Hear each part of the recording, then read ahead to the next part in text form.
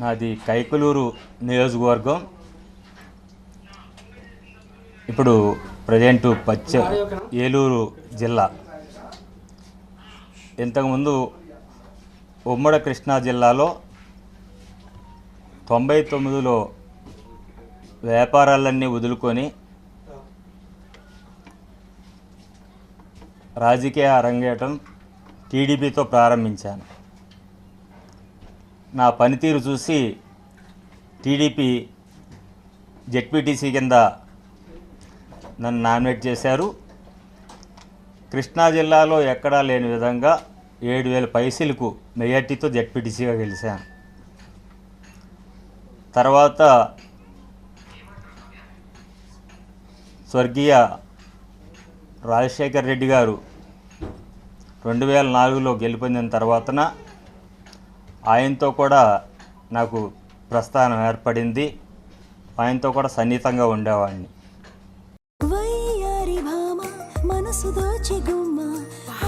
నీ షాంపూలో ఏముందని అందరూ అడుగుతుంటారు. నా కొత్త పారాషూట్ అడ్వాన్స్డ్ ప్రోటీన్ షాంపూలో ఉంది అలోవెరా మరియు కోకోనట్ మిల్క్ లోని గుణాలు. ఇది డ్యామేజ్ జుట్టుకు మళ్లీ జీవం పోసి జుట్టులోని ప్రోటీన్ లాస్ ను నియంత్రిస్తుంది. కొత్త పారాషూట్ అడ్వాన్స్ షాంపూతో సహజమైన జుట్టు అద్భుతంగా కనపడుతుంది. Stop reading our mind, guys. Sorry? No, seriously. पहले अलट पलट, 1 blouse, 2 looks. फिर ready to wear sarees, उनमें pockets, and now free size with attached underskirts. This is getting really sus, huh?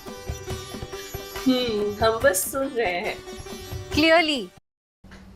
తర్వాత 2004లో కమ్మిలి విఠలరావు గారు, కామినేని శ్రీనివాస్ గారు ఓడిపోవడం, వాళ్ళిద్దరి మధ్యన గొడవలు జరగడం వలన నన్ను స్టేట్ సెక్రటరీ కింద చంద్రబాబు నాయుడు గారు నన్ను ప్రమోట్ చేశారు. దానికి తగ్గట్లుగా నాకు ఇచ్చిన ఏదైతే బాధ్యతలు ఉన్నాయో ఆ బాధ్యతలన్నింటిని కూడా చూసే తప్పకుండా పాటించాను. దానికి వాళ్ళు ముగ్ధులై 2009లో నన్ను ఎమ్మెల్యే కింద బీఫామ్ ఇచ్చారు.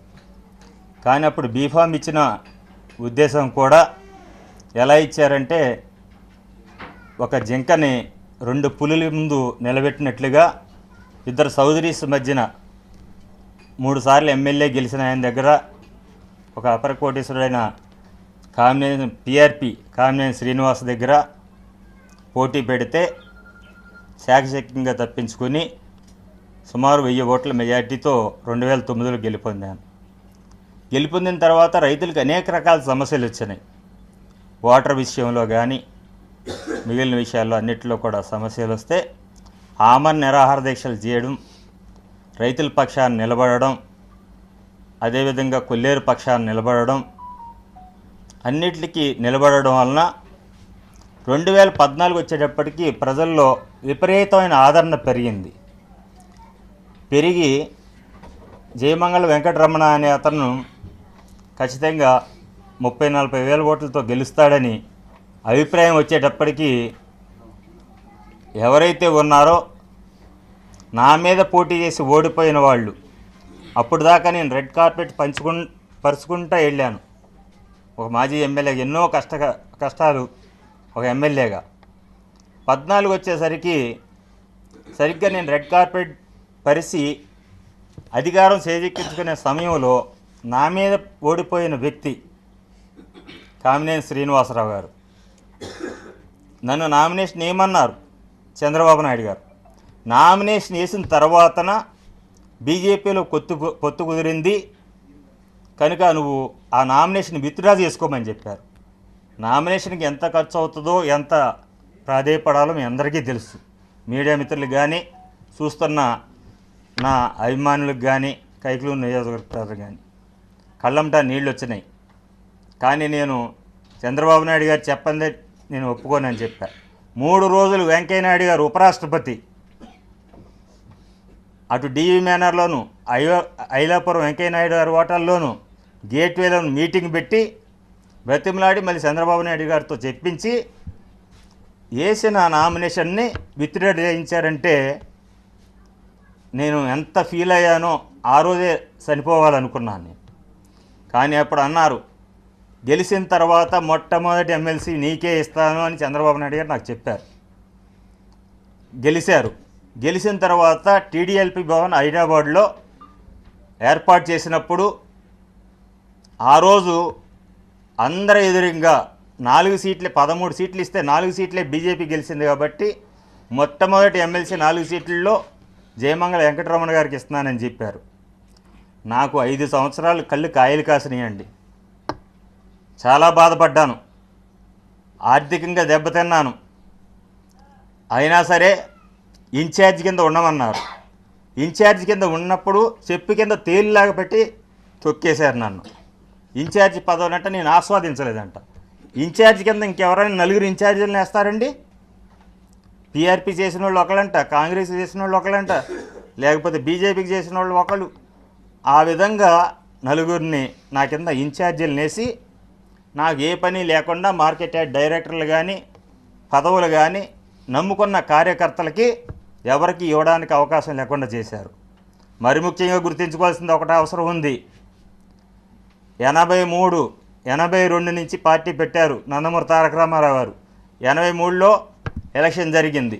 అప్పటి నుంచి 2009 వరకు ఒక్క ఓసీ కూడా, అప్పటిదాకా ఓసీలే పోటీ చేశారు, ఒక్క ఓసీ కూడా గెలుపొందలేదు నా కైకూరు నియోజకవర్గంలో.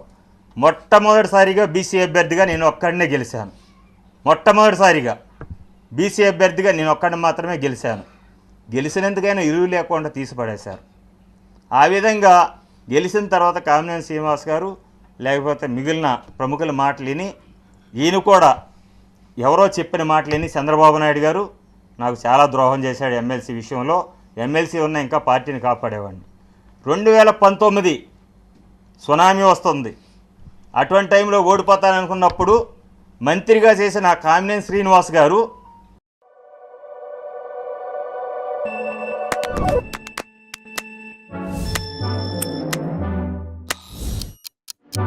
See your smile change week after week.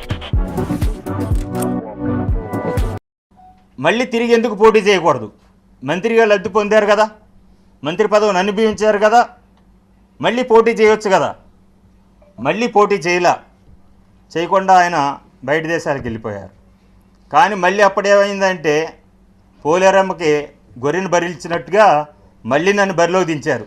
ఉంటే ఉంటాడు, పోతే పోతాడని చెప్పి బరిలో దించితే 9200 ఓట్లతో నేను ఇప్పుడున్న మా అన్నగారు దూలం నాగేశ్వరరావు గారు డిఎన్ఆర్ గారి మీద నేను ఓడిపోవడం జరిగింది. ఓడిపోయినా మేము బాయి అనుకుంటానే వచ్చాము. చాలా ఒక రాజకీయ విమర్శలు, చిన్న చిన్న విమర్శలు తప్పితే మా మధ్యన మనస్పర్ధతలు ఏమీ లేవు. కానీ 2019 నుంచి మళ్ళీ ఇప్పుడు 2023 వరకు కూడా మళ్ళీ రెడ్ కార్పెట్ ఏర్పాటు చేసుకుంటూ వచ్చాను. ఇప్పుడు ప్రజల్లో అభద్రతా భావం పెరిగిందండి.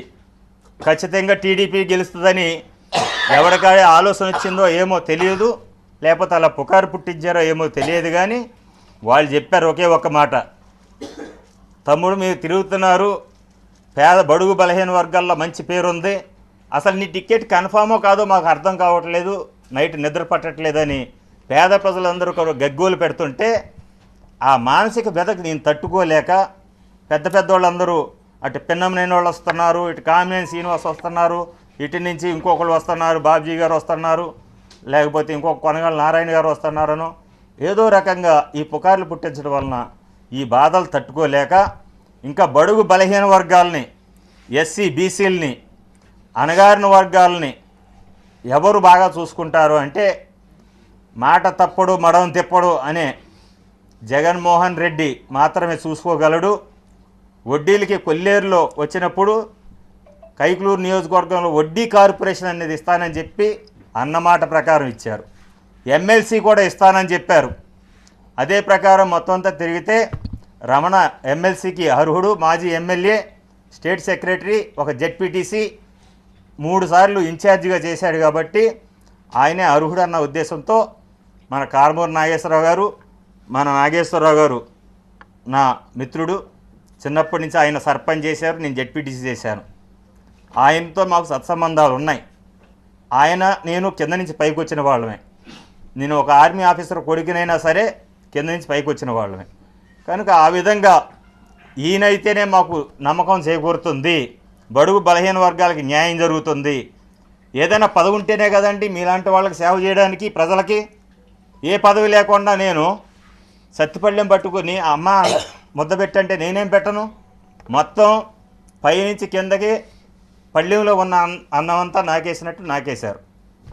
ఇంకా ప్రజలకు నేనేం చేయగలను అన్న ఉద్దేశంతో ఇక్కడికి వస్తే వైఎస్ఆర్సీపీ జగన్మోహన్ రెడ్డి దగ్గరకు వస్తే నేను ఏదైనా పేద ప్రజలకి యేసుప్రభు రొట్టె ముక్క పంచినట్లు ఏదో కొంత పంచి ఆకలి తీరుస్తానన్న ఉద్దేశంతో ఒక బీసీ వర్గాల కింద బడుగు బలహీన వర్గాలకు సంబంధించి, అదేవిధంగా మనకి ఈబీసీ నుంచి కానీ అన్ని వర్గాల పేదలకి అందరికీ అండగా ఉండాలన్న ఉద్దేశంతో మేమిద్దరము రాజకీయ పరంగా వేరువేరు పార్టీలైనా మేమిద్దరం కలిస్తే ఒక తాటి మీద ఏదైనా చేయగలమన్న ఉద్దేశంతో మేమిద్దరం ఒక ఆలోచనతో వచ్చి ఇద్దరం కలిసి జగన్మోహన్ రెడ్డి గారిని ఒప్పించితే ఆయన నేను అన్నాను మాట ఇస్తున్నాను, మీరిద్దరు కలిసి పనిచేసుకుని కొల్లేరుని కైకలూరు నియోజకవర్గాన్ని, కొల్లేరు అంటే 4 నియోజకవర్గాలు ఉన్నాయి, కొల్లేరుని కైకలూరు నియోజకవర్గాన్ని గెలిపించుకునే బాధ్యత ఎమ్మెల్సీగా నువ్వు తీసుకోవాలని చెప్పారు.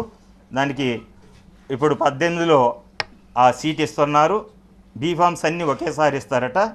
అవి వచ్చి తీసుకుని మీ దయ వల్ల నా కాన్స్టిట్యున్సీ ప్రజల ఆదరణ ఉండకబట్టే నన్ను గుర్తించారు. కొల్లేరు ప్రజలు లేకపోతే కైకలూరు ప్రజల యొక్క ఆదరణతో నన్ను గెలిపించారు, వాళ్ళు గుర్తించారు. కాబట్టి జగన్మోహన్ రెడ్డి ఆయనకి నేను ఎప్పుడు కూడా రుణపడి ఉంటాను.